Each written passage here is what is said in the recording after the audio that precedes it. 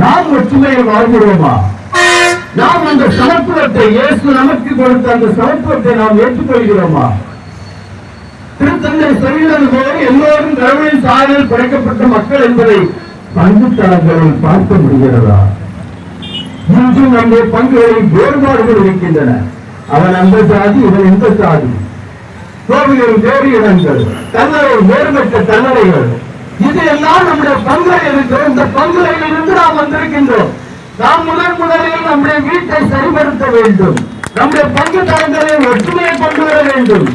அந்த சாதியின் அடிப்படையில் வேறுபாடுகள் வைத்து நாம் வாழ்கின்றோமோ அதை முறியடிக்க வேண்டும்.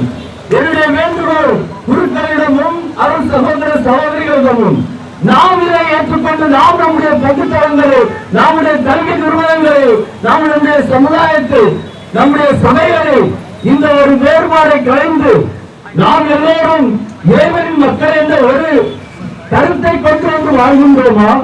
முதலில் நாம் அதை செய்வோம். இந்தியாவின் இறைவன் மக்கள் என்ற ஒரு ஒற்றுமை அவளை ஏற்றுக்கொள்வோம். அதன் பிறகு நம்முடைய மத்தியில் சில முயற்சிகளை எடுக்கிறார்கள். நாம் அவர்களோடு ஒன்றுபடுகிறோமா? நான் இன்று நம்முடைய கிறிஸ்தவர்கள் அரசியலில் ஈடுபட வேண்டும், அரசியல் தலைவர்களாக வர வேண்டும். நாம் அந்த பதவிகளை ஏற்று, அந்த அங்கீகாரத்தை ஏற்று, அந்த தீர்மானங்களை எடுக்கும் இடத்தில் நாம் வர வேண்டும்.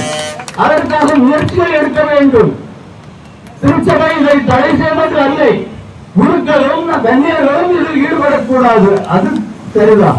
ஆனால் நம்முடைய கிறிஸ்தவ மக்கள் இது முன்னேற வேண்டும். அதுதான் நம்முடைய உயர்மறை மாவட்டத்தில் IAS IPS என்ற நிலையில் நம்முடைய துறைகளை கொண்டு வர வேண்டும் என்ற திட்டங்களை நாம் போட்டுள்ளோம். இன்று நம்முடைய மேம்பாட்டு கழக தலைவர் வல்லரசு அவர்கள் முயற்சி எடுத்திருக்கிறார்கள். நான் நம்முடைய தமிழக ஆயுள் பேரவையிலும் இதை அவரை எடுத்துக்கொண்டு அவரிடம் சொன்னேன்.